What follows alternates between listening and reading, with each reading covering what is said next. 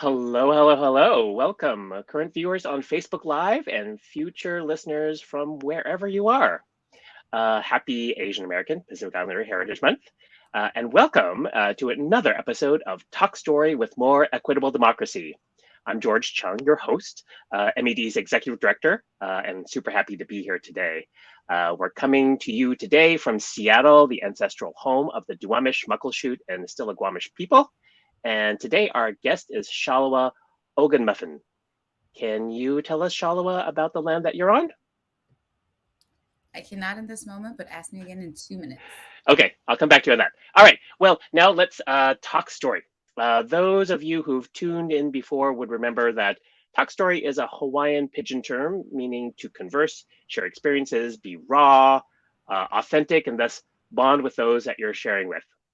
Hawaiian story is really passed, or history is passed down through oral language and stories in this way from generation to generation, and is still alive as well as a part of native Hawaiian and local culture on the Hawaiian Islands. So we're talking story with leaders of color who are reshaping and transforming our democracy. So are you ready to dig in? The answer is Yes. yes. Excellent. So today we are joined by Salewa Ogunmefun. Salewa is the executive director of Pennsylvania Voice. I've had the pleasure of meeting her and getting to work with her for I don't know, about a year and a half now, and it's been great. As Pennsylvania Voice's executive director, Salewa drives Pennsylvania Voice's vision and strategy, fundraising, compliance, all the good stuff, and staff management when they're at theme parks and when they're not. The organization has been a critical architect of an enhanced 501c3 civic engagement culture in Pennsylvania since 2010. PA Voice has been on the leading edge of working with partners to expand democracy and protect voting rights, including an effort that made Pennsylvania's online voter registration system the best in the country. So, yay! Progress. Shalwa joined Pennsylvania Voice in 2020 with more than a decade of experience designing, developing, and leading electoral campaigns and field programs in 15 plus states and the District of Columbia. She's most proud of the time she spent with workers and advocates to win fair workweek legislation in Philadelphia, the most significant labor policy passed in the city in recent history that guaranteed more than 130,000 retail, food service, and hospitality workers stability in their schedules. Like, that sounds amazing. So, congratulations. Thank you. And it was amazing to work on it. And I'm so excited to be here with you, calling in from Philadelphia, the original land of the Lenape tribe. Excellent. Great. So, Shalwa, tell us a little bit about yourself. Where does your story with activism begin? And do you have a specific person or experience in particular that inspired the work that you do? Yes. So I started doing this work, particularly through the lens of political organizing. How do we make sure that the folks who are in power and are in elected positions over the different areas of our lives, how do we make sure that they're actually elected by the people in the community, by having conversations with them, knocking on doors, and making sure that folks participate in civic engagement and electoral and political processes? And I think that I would say that when I started doing that work, it was really about I was a poor college student, right? I went to Temple University in Philadelphia. Shout out to TU. And I needed to make some extra money to be able to cover all of my expenses. And so there was a program that was recruiting canvassers on Temple's campus. And I, of course, was like, hey, I need a job. And so I got the first opportunity in 2010 to actually knock on doors throughout different parts of North Philadelphia and have conversations with folks about the upcoming election, the different folks that were actually going to be on the ballot. And from there, I had the chance to actually like try that on a little bit more, knock on more doors in different states throughout the country when I worked for a political consulting firm that was really about how do we get folks elected. And so in 2016, I actually came back to the state of Pennsylvania. You mentioned earlier, George, that I got the opportunity during that time. I worked for that Bended Canvas program to work in 15 different states across the country, which was amazing, but it also meant that like I had all my stuff in storage. I picked up what I needed, had it in the trunk of my car. And I was traveling around the country, literally like 5 weeks here, 2 weeks there, 6 months there, right? And then at the end of that, I was over. It was over. The campaign was over. Someone won or lost, and then the work that we did in talking to that community was just gone. And so I Mm, began phone calls a year later, like, "Hey, what's going on?" In Jacksonville, Florida, where I was for 5 months. And I'm like, "I'm back in mm, DC." mm, mm, And so got a little frustrated with like all of that moving around and not being able to really do that work long term to build power in a community. So when I came back to Pennsylvania in 2016, I got to connected and started working with Make the Road Pennsylvania and One Pennsylvania. And they do work there. They do that electoral work, right? Like they knock on doors, they talk to people, but they also do work year long in registering voters, in issue advocacy work, the Fair Work Week campaign being one of the greatest things that I got to do during the time that I was at One Pennsylvania. And so, yes, you're knocking on doors and talking to folks about the election, but you're also talking to them about what needs to get fixed in the community. And then mm, you're also working with them to make those changes. And for me, that seemed like so much more transformational than just knocking on their doors right before Election Day. And so I came back in 2016, got connected to Make the Pennsylvania and One Pennsylvania, and the executive director at Make the Road Pennsylvania for Christmas after the 2016 election. He actually gifted me the autobiography of Assata Shakur. And I hadn't delved as much into the connections between race history in our everyday society and political work, right? And so when he gifted that to me, and it's such an easy read, I think everyone should read it. It reads like mm. a novel. It's also very frustrating, and it was very agitational for me.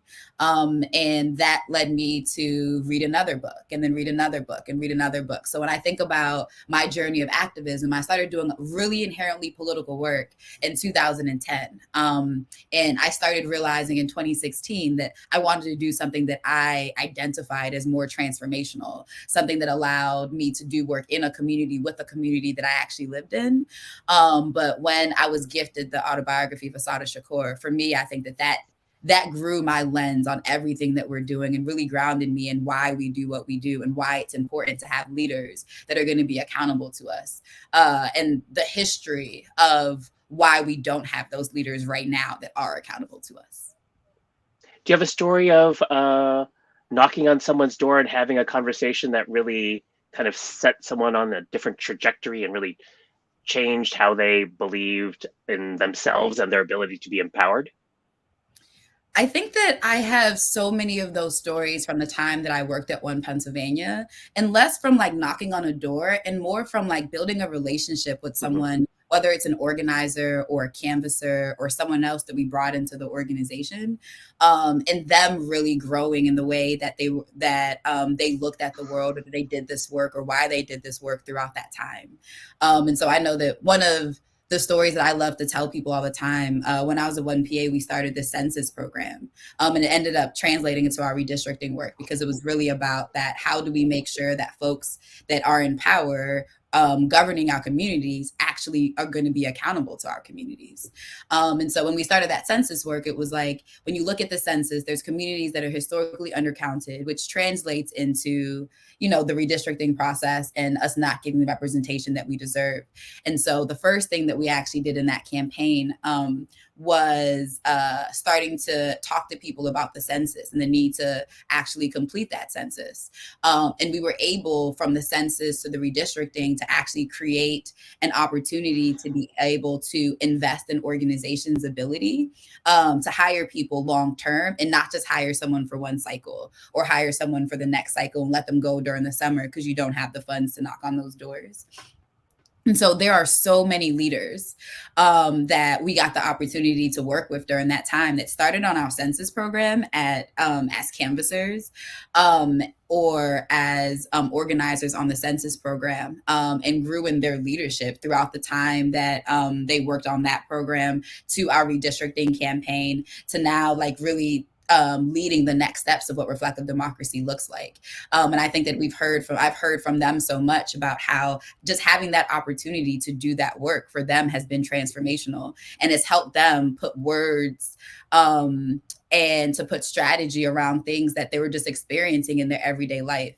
there's a young woman at Make the Road, Pennsylvania. Her name is Nancy. And I think her connection to Make the Road was originally because she's a mother of young children. Mm. And, the Reading School District was not providing what she believed that her children needed, right? Reading, Pennsylvania is a city that has over 60% Latinx folks. And making sure that things were provided in language for parents, right? It's something that's really important when you have those type of communities. And so her interest in her children's education led her to Make the Road, Pennsylvania. And then her engagement with Make the Road gave her the opportunity to knock on doors in the census Mm. and start to spend more time thinking about those connections.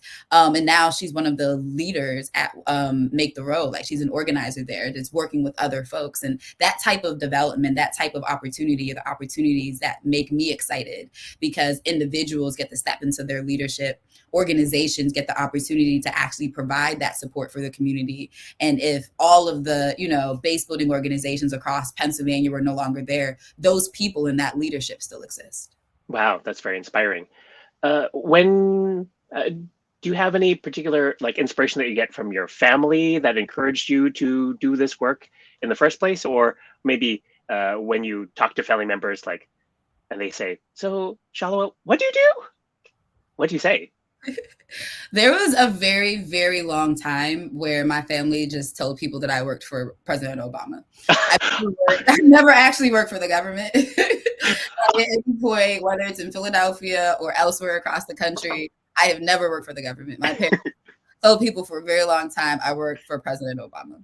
But I Well, he think was a that community organizer, so maybe you did when he was an organizer. it was one of my favorites. I was just like, that's fine. You know what? That's close enough. I come from a Nigerian family. I was born in Nigeria. I came to the US and grew up in Maryland, but I came here as a toddler. And so, there's so many positions and so many jobs that I didn't even understand existed when I was younger. I grew up very much like, am I going to be a lawyer? Am I going to be a doctor? Am I going to be an engineer? I'm an engineer by degree, right? It's very much the way that I have lived my life. So the political work that I do now here in the States is something that's not the traditional kind of pathway that folks that come from where I come from traditionally take. And so there's been a lot of learning that I've done, a lot of learning that my family has done about this work over, my journey of over 10 years now. But I would say that I every day get so much inspiration from my mom. I was just telling you earlier that my mom's birthday was actually 2 days ago. So I'm going to take this opportunity to say happy birthday, Mom. Happy birthday. Great.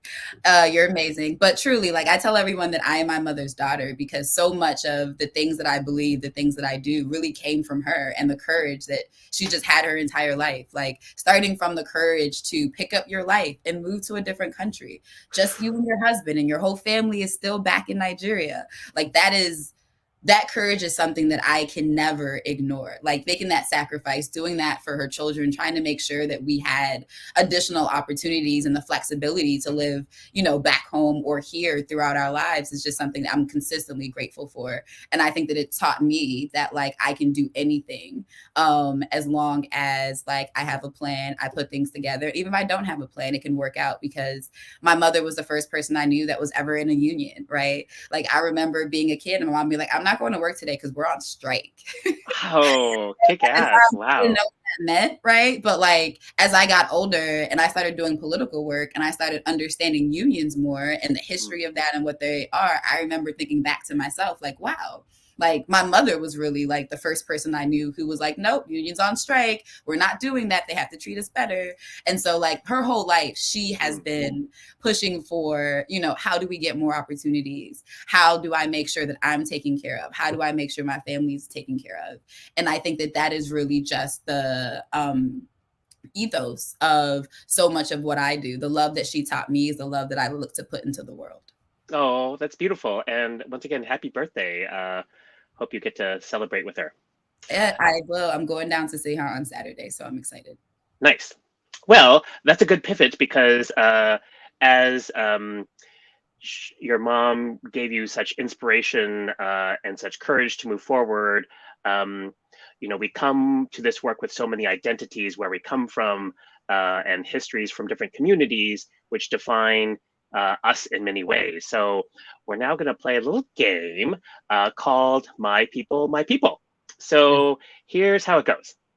For example, I might say, um, the smell of fermented shrimp paste makes my people drool. And you might respond, my people will answer your question when they're good and ready and not before. And then we look at each other and wonder what each thing means. Okay, so we're just going to go back and forth. I will start first. So we have a clock. It's not a competition, but we have a clock because it's cool. Ready? We have 90 seconds. Start the clock now. Um, my people are most productive during my toddler's nap times. My people love to be out in the sun. Lovely. My people grew up in immigrant restaurants, but never ate the food we served. Mm. My people find joy in being together. Oh, yes. My people grew up being able to sing the lyrics of What's Love Got to Do with It? Rest in peace, Tina Turner. My people were at the Burna Boy concert in DC a few weeks ago. Oh, Or nice. My people's first computer was an Atari 400. I'm old. my people played Oregon Trail. Oh my god! Okay, maybe we are the same people. Love me some Oregon Trail. Now it just feels so like cool again. I don't know how that happened. The new age kids, like, they know nothing about Oregon Trail. They They know don't nothing. understand what it was like traveling across the whole country in our little covered wagons You on know? our very giant, like, not laptops, but like desktop computers. Back in the day. Very nice. Okay. So enough of the mystery and intrigue. Can you unpack some of those answers and tell us about the communities that shape your work? Who are your people? Yeah. So I think about myself as a part of the Nigerian community. I mentioned earlier, I was born in Nigeria. I grew up in the US. I grew up in PG County, right outside of DC, where there's a very large Nigerian community, or very large Black immigrant community, like, more generally. But there's a lot of particular, like, Nigerian people. And so when I think about my people, I think about my people based in my history and the history of my blood. So I think about Nigerians. And people who have that shared cultural history. When I think about my people, I think about, people from Black immigrant backgrounds, because it's a very particular experience. And, like, immigrating to the US, I remember when I was a kid, one of the first things that stuck out to me, I had to be like 6 or 7. When we first, no, I think I was like 3 or 4. When we first moved here, we moved to Montgomery County, Maryland, and my sister was put in ESOL. English is a second language. It's like they help you, learn English in order for you to be able to, like, excel in these other classes. Right. But Nigeria's first language is English. Um, Right. and it's always just, like, stuck to me. It's very interesting that, like, that was something that happened because she only speaks English. And it's like, I think that the experience of immigrants coming here, I've had this conversation with so many immigrants, not just Black immigrants. And it's that things like that happen so often, where it's like, oh, this person's an immigrant and they're tagged in that way. Mm. And now people believe it means so many other things. Other than this is where I came from and this is, my culture. And so I would say my people are immigrants here generally, Black immigrants more specifically. I think that my people are folks from, like, the DC area. Like, we call it DMV, and that is real. I think about that as home. I'm excited to go visit my mom this weekend so I can, actually go home and spend some time there. When I think about my people, I think my people are people who are fighting for a world that accepts Black women and allows us to be who we are and not be treated differently than, so much the rest of society. And so not just Black women specifically, but people who love Black women, to me, are my people, and people who are fighting to make sure that, like, we all have that same level of opportunities as we navigate through the world and the shared world that we all just, like, have. I think of my people as folks that are working in movement spaces, particularly in Philadelphia. Um, I think that we just have a shared kind of like vision of what we are working towards, even though sometimes we have disagreements. And I think about my people as like the people who live around me in the ecosystem that affects me in any way. So, like my neighbors in Strawberry Mansion, I think about as my people. When I think about my people, I think about people in Philadelphia, people in Pennsylvania. I think about the people when I go to the grocery store. Like I think about my Lyft driver. I think my people are just the people in the ecosystem where we rely on each other in order for all of us to be able to succeed. Hmm. Wow, that's very insightful. Um, Thank you. Uh, as you think about your people and your community, when I say without community, there is no liberation, what comes to mind for you? Yeah, that ecosystem. Right. So when we take ourselves humans out of it, right, and we just think about ecosystems, we think about like how different things rely on each other. Right. So if you have, I just found out recently about trees and that there's different genders of trees or different kind of like reproductive things of trees. So in Philadelphia, we have more pollen than we've ever had. And a big part of that is that the trees who like give off the pollen are cheaper than the ones who like are supposed to receive it. And so people buy those trees. They buy the trees and call them female trees for this purpose. They buy those trees because they're cheaper. And so there's so much development happening in Philadelphia right now. So there's so many things being ripped down and then trees being planted. But when they're planting those trees, they're planting the pollen trees and they're not planting the trees that are supposed to accept that pollen, which would mean that there's less in the air. And so it's Mm, imbalance. And so if you're mm. driving through Philadelphia, you have pollen everywhere. Like you Oh, see it coming at you in your car. And so much of that is actually because we're not respecting the ecosystem of how trees mm, actually survive and the dependency on trees to each other. And when you interrupt that ecosystem, then you create issues that we didn't have before. And so I think that when we think about nature in that way, we think about a pond, and you need the fish, you need the algae, you need, like the sharks, like you need all those different things and they exist in this ecosystem that allows them to thrive, right? And I think about us as humans very similarly, right? Like in order for me to eat, I have to buy food from the grocery store, right? And that means that somebody has to like work at the grocery store in order to put the food on the shelves for me to go pick it up, mm, right? And it's like there's nothing that I can do throughout the world that doesn't depend on me relying on other people, mhm, right? And so when I think about liberation, I think liberation requires all of us to be liberated. Like we can't have some people that are not and others that are. right. And that community, that ecosystem, where we rely on each other in those interconnected ways makes it so that like that liberation really has to have everyone or it doesn't include anyone. And so for me, that's what comes up around in order to get to liberation, we have to have community because we have to depend on each other. I can't do anything alone. You can't do anything alone, but together we can create something that's really, really good. And when you add everyone together, I think that we could exist in a harmony that right now we don't see as much Mm, because we spend so much time trying to make sure that individuals are taken care of versus us making sure our community has what it needs. that's beautiful and very inspiring. Thank you. Um, I want to riff off the idea of an ecosystem, and as you know, we at More Equitable Democracy think about electoral systems. The things that kind of we work within, whether or not we think about it. But you've worked in over 15 states on voter engagement and um, contesting for power. What has your prior work taught you about the electoral system and electoral reform?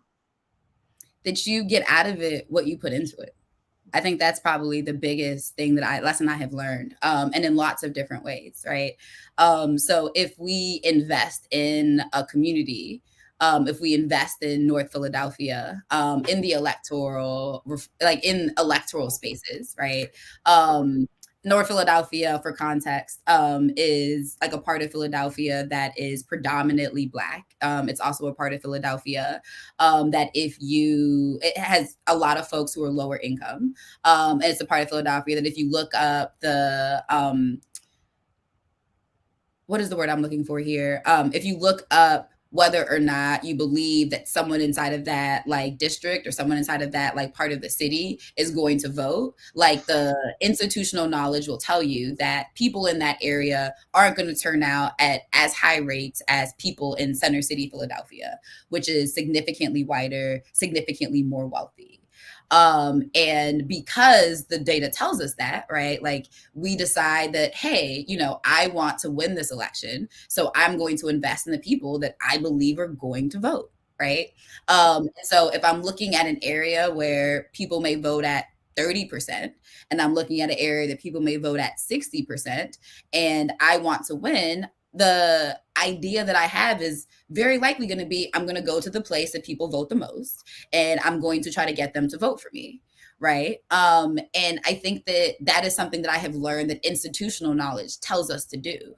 But what I have also learned, particularly since I came back to Pennsylvania in 2016, is that those folks, like, we are predicting they're going to turn out at 30% because we're not investing in them. Right. We're not investing in their communities, in their to exist in the world in a way that allows them to show up in electoral and civic engagement spaces.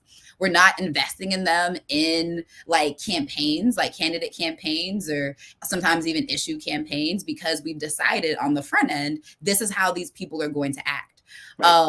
And I have had the amazing opportunity over the last 7 years in Pennsylvania to actually invest in those communities. And I found that when you invest in them, not just once, right? When you invest in them consistently, when you invest in them by asking them what they need, what their needs are, when you invest in them by making sure that you're working with them to get those needs met, not just at an individual level, but at a systemic level, and to identify why those needs are shared across so many people. When you're working with them to then make the connections to the election and who has power over what pieces of their lives, that those people are interested and they do engage. They also have more barriers than a lot of other folks. If I'm working from 7 a.m. to 7 p.m. on election day, how do I vote? Right.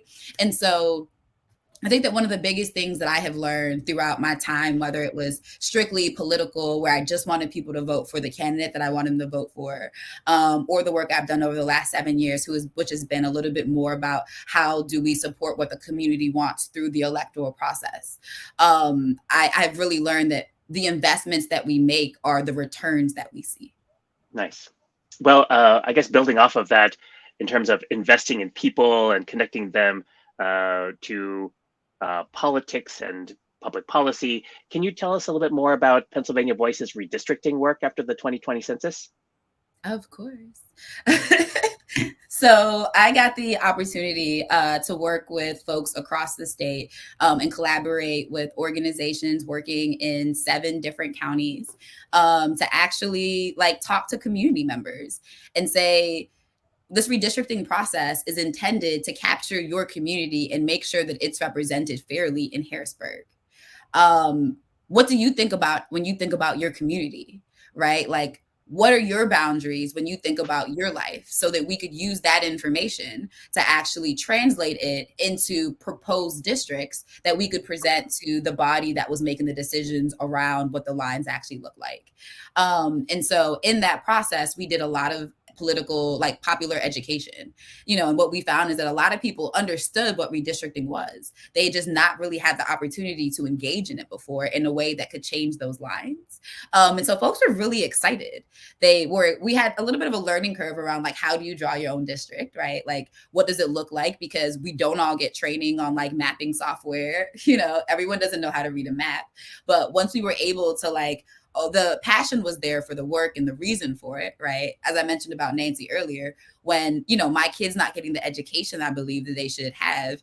And I understand that like a part of that is decisions. And I have an opportunity to affect who gets to make those decisions, folks are engaged. Folks wanted to participate. And so when we got over that kind of hump of learning to draw the maps, we were able to collect over 700 maps across the state in those 7 different counties.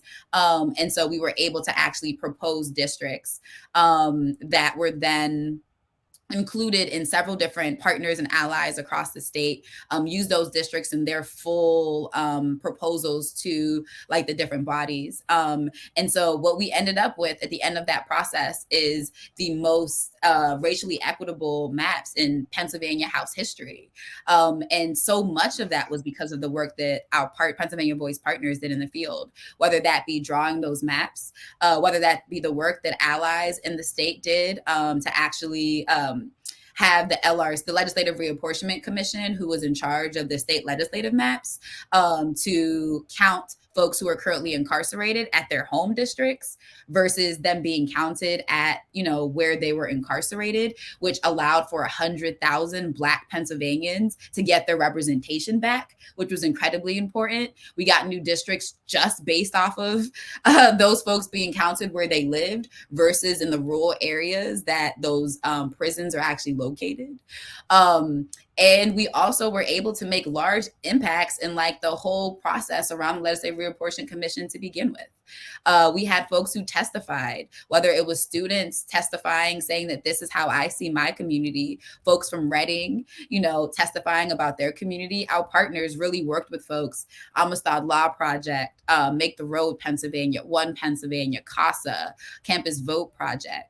They really worked with folks in the community to be able to get them to understand what the process looked like, to the point where they were able to testify directly and have those testimonies actually heard by that not legislative body, but by the LRC. And so I think that our work there taught us so many different lessons, including how much power we have when we understand what is in front of us and we have the time to actually work through with the community to get their input so that we can then, work to make sure that that input is included. And I think it also taught us that we can do even more 10 years from now. So we really focused in on those state house legislative districts, and the population growth in Pennsylvania over the last 30 years allowed us to do that. And we're expecting that population growth to continue. And so we're expecting 10 years from now, we'll have even better districts, which allow for even more representation. And that 10 years from now, we'll have even better districts that allow for even more representation.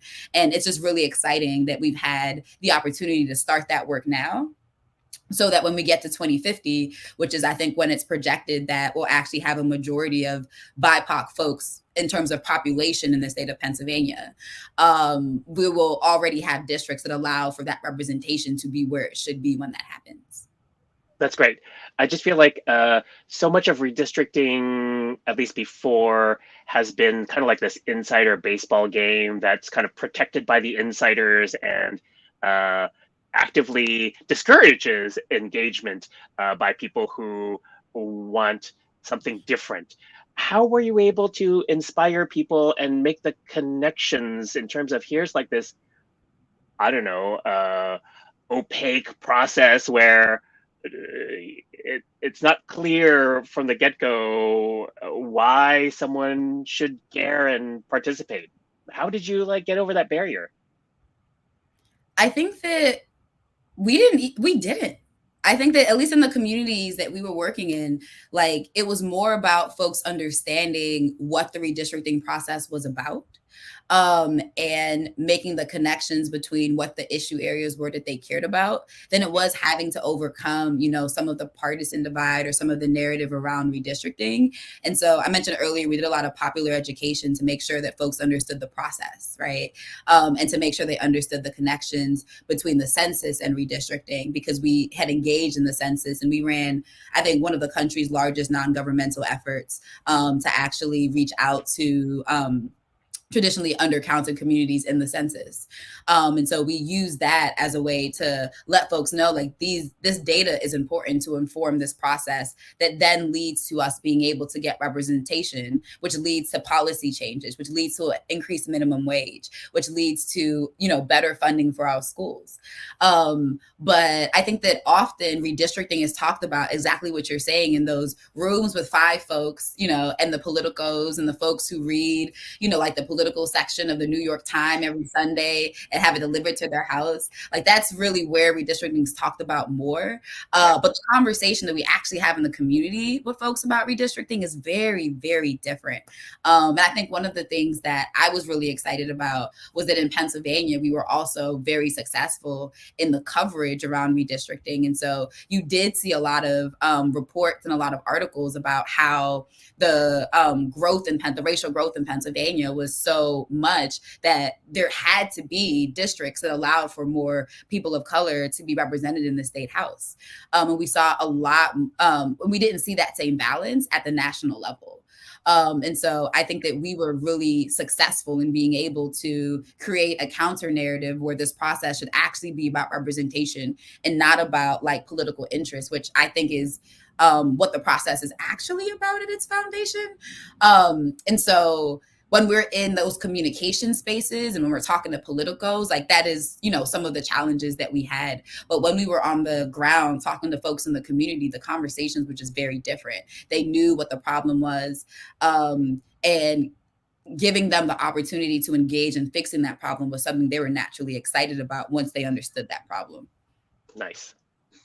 We're going to do a quick little pivot here. You and I are kind of like odd characters in terms of we are executive directors of nonprofit organizations. Some people run towards it, other people run away from it. What? At the same time, we can balance. That's right. Well, tell me about what you've learned leading Pennsylvania Voice.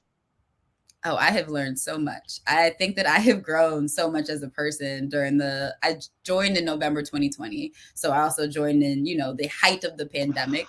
And so I've learned a lot of things about running a business, like in a pandemic, in case anyone ever wants to know. But I think that some of my biggest lessons learned as ED over the last 2.5 years, which is difficult for me to admit because I tell everyone that I'm still new here, is how important it is to invest in the people, right? Like everything is really about the individual people, investing in folks, understanding folks' skill sets, folks, giving folks the opportunity to have experiences. Like when you have an amazing team, which is what I think that I have at Pennsylvania Voice, but I'm a little biased, I'll say. When you have an amazing team of folks who have that alignment about what we're doing and why we're doing it, and they're giving the opportunity to advance their own skill set and advance their own knowledge and be invested in and to have good jobs, right? Because not only are we trying to make the world better, but we're trying to make sure that people have what they need in order to survive and thrive in their individual lives. That all of those things make the job of the ED significantly easier, at least internally to the organization. I would say that I have learned, or I have relearned, I should say, to consistently reach for what is possible, and make sure that that is what I'm consistently grounding myself in versus what is the realities of the world that which it exists, but always keeping, covered in what is the realities of the world that exists. But so often the work that we're doing is in creating new things that don't exist. And if we're only looking and thinking about the tools that currently do and only operating in like, this is how things work and how things operate now, and not asking ourselves, why is it done that way? Does it have to be done that way? Are there other things that we can do that accomplish the intention of that? Right. But give us more room or more flexibility to be able to accomplish other things, whether that's treating people better, right? Whether that is making sure that like we can provide for staff to have flexibility in like the way that they're doing their roles, whether that is creating additional support systems for our partnership. We're a partnership of over 50 organizations across the state, and that's just had so many other lessons learned. And then the last thing that I would say is that starting with what the interest is and making that clear from the beginning makes things so much easier. Like, so there's a lot of space and miscommunication when there's not clarity, and just making sure that you're clear, whether that be about what it is that you're building towards or the process by which something should happen.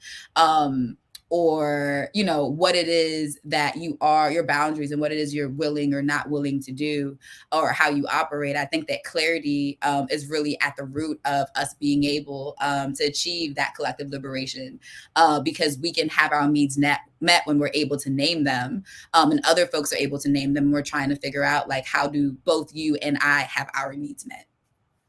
Wow, that's very inspiring. I directed the similar table or collaboration in Washington State at the very beginning, and we didn't know what we were doing. We were just like throwing spaghetti at the wall and seeing what stuck. So it's so great to hear, now that these tables have developed over a longer period of time, really kind of honing in on things that are really impactful and changing how we do our work that allows us as people doing the work to bring our full selves. So that's really exciting. Thank you for that. Yeah, I would also say have a fourth one now, because you just Oh, said that. The fourth lesson I have learned is that nobody knows what they're doing. So it's that's awesome. yeah, when Well, you that can certainly allows for contextualize it creativity. that way, everything is possible. No one knows what they're doing. We're all figuring stuff out as we go. It wasn't just Okay. you. It wasn't just you, George. It wasn't just you. It's all of Okay, lesson learned for all those would-be executive directors out there. You don't need to know everything, because even folks like us, we don't know. We learn. every All day. right, Every day is a learning every lesson. day, every day. All right, we're going to wrap up with a little quiz that we call Name That State. Please provide your response in the form of a question, like an unnamed popular game show that we won't have to pay money to, so don't say that word. First up, this state was the first to establish the county commission form of government, where commissioners serve as both the legislative and executive branches. Pennsylvania. Well, you have to say what is. Sorry, what is Pennsylvania? Oh my gosh, yes, that's right. Very good. And since that establishment in the 1700s, a lot of states, including Washington State, has adopted that model, even though it's a little clunky because there's no like checks and balances. You have a small number of people who have a lot of power. So maybe that's a topic for another conversation down the road. All right, next question. The largest city in this state elects its legislative body with rules to ensure that a minority party wins at least 2 seats. What is Pennsylvania? Pennsylvania, that's right. Actually, you all in the city of brotherly love and sisterly affection or something like that just recently had uh, an election there. So interestingly, this is one of the few places where you have partisan city councils, and they basically have set aside to make sure that the minority party wins at least 2 seats. So you have some form of, let's call it affirmative action, because it is. I would also say a minority party. Oh, right. Very primarily two-party system, but there are so many other parties that exist and could exist. So in Pennsylvania, in Philadelphia, specifically in Pennsylvania, one of the things that happened in 2019 was that a Working Families Party council member was actually able to take over one of those seats. And so just want to put it out there. More than two parties exist, and minority party doesn't just mean the not other majority, one of those two-party systems. That's right. That's right. And hopefully more of that will happen with more electoral reforms. And finally, oddly, in 2022, a reality TV doctor was defeated in their run for Senate to represent this state. Yeah, that one's easy. What is Pennsylvania? What is Pennsylvania? So yeah, people who are in entertainment, they are on TV a lot, and sometimes they win and sometimes they don't. So keeping it partisan, nonpartisan, C3, we'll just leave that there. So 3 out of 3, you win, Shalwa. Everyone wins. What's my prize? Your prize is adoration from More Equitable Democracy, and I love it. And dessert. Maybe I'll take you to Kennywood next time I'm in Pennsylvania. I love it. No, can we go to Dutch Wonderland, please? We will go to Dutch Wonderland. Do it. Strike Kennywood, Dutch Wonderland. Thanks so much for being here and playing our silly games. Any parting thoughts? Like, where can people find you and how can they support you? Yes, parting thoughts. Please, please, please register to vote. That is always my call to action. Participate in the process. There are organizations like Pennsylvania Voice across the country. There are organizations like our partner organizations that do base building work and are in community and rooted in community across the country. And find the one that resonates the most with you and get engaged. And the last thing that I would say, if you go to PennsylvaniaVoice.org, you can see more about the work we do, more about our partners, more about our amazing team. But also, you can go there to donate. And we're always looking for more folks to be able to contribute to the work so we can register more voters and work towards that collective liberation that we talked about earlier. Thank you. All right. Well, as we wrap it up, I will make a donation today to Pennsylvania at Pennsylvania Yeah. to Pennsylvania Voice at PennsylvaniaVoice.org. So please do join me in making a contribution and supporting Shalawa's leadership. Thank you so much, and take care, everyone. Bye. Bye bye.